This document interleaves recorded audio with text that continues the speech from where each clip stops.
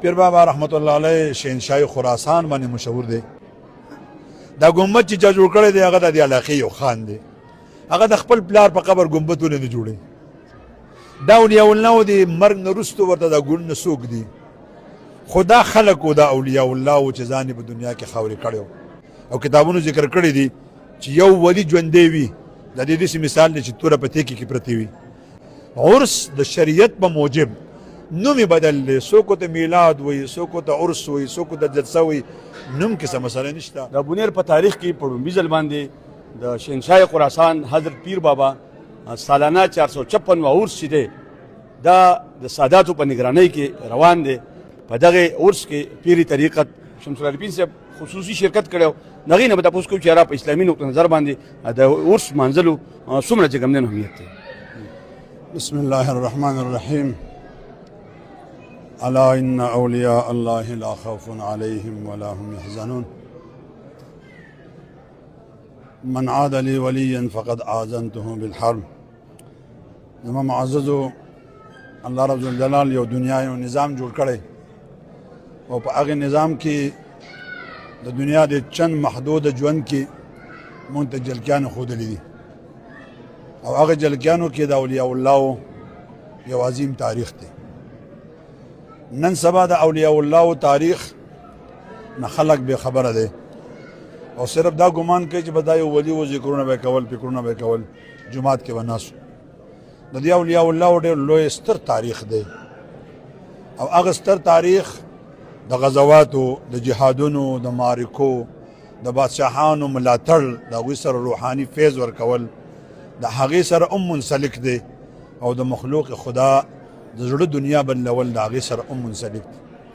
پیر بابا رحمت الله علیه شهنشاه خراسان باندې مشهور دی او زه چې څومره خبر یم د دې روحانیت د لین نه چې د کومو مشایخو نه مې اورېدلي دي، نو پیر بابا رحمت الله علیه د بونیر په عالی کمان کې د دوی یو دسترس دی چې په بونیر کې څومره حالات واقعات روحاني تور کېږي په هغې د پیر بابا رحمت الله علیه نظر دی او دا غالبا چې 456 وه عرس دی. تاسو تاریخ ته پخپله وګورئ، په دې کې بالکل دلیل ته ضرورت نشته چې یاره دا په کوم ثبوت سره دی په کوم ثبوت سره نه دی. خو زه به ورو تا ته یو خبره وکړم.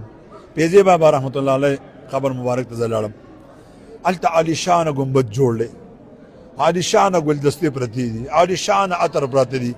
نو ما هلته ملګرو ته ووي مې چې دا دې ولي له څوک راوړي؟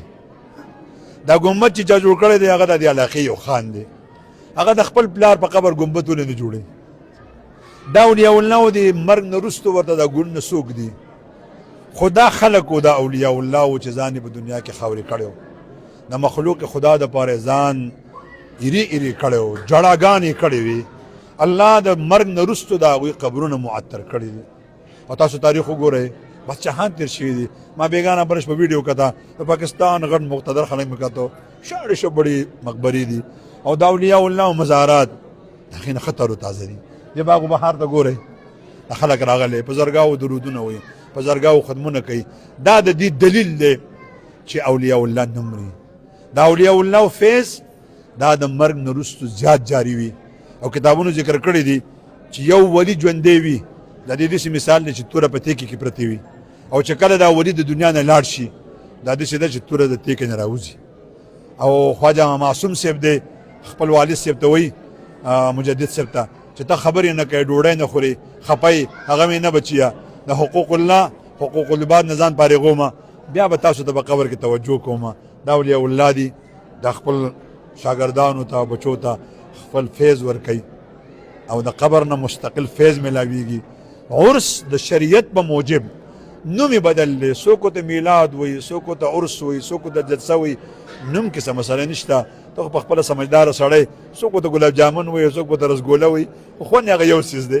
بس د اولیاء الله تاریخ بیانول، د اولیاء کاز بیانول، د اولیاء مشن بیانول او دا په نوجوان نسل کې آگاهی پیدا کول. دې ته عرس ته وایي، دې ته میلاد ته وایي، دې ته جلسه ته وایي او دې ته پروګرام ته وایي. دا به جاري وي انشاءالله.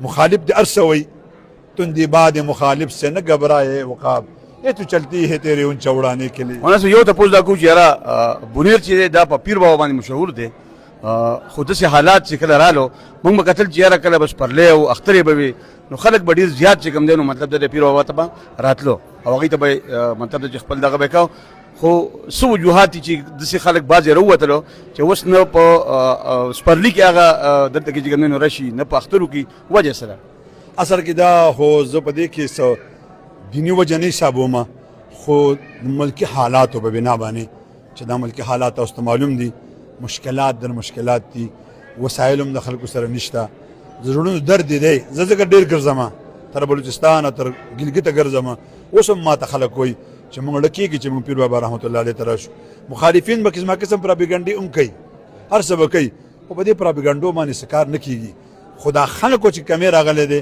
د خلکو کمې هغه د معیشت په حواله د ملکي حالاتو په حواله راغلی د دې وجې نه کمې دی او دا به زه تاسو ته ووایم د نن یو درې څلور ورځې پنځه ورځې مخکې زه تللی یم خواجه بهاءالدین نقشبند رحمه الله قبر ته بیا پاک پتن شریف ته لاړم هلته هم داسې هجوم هغسې نه و لکه څنګه چې به نور کله حالاتو په بنا باندې حالات بدلېږي د وجې نه کمزوري راغلې ده نور انشاءالله دا باغ و بهار به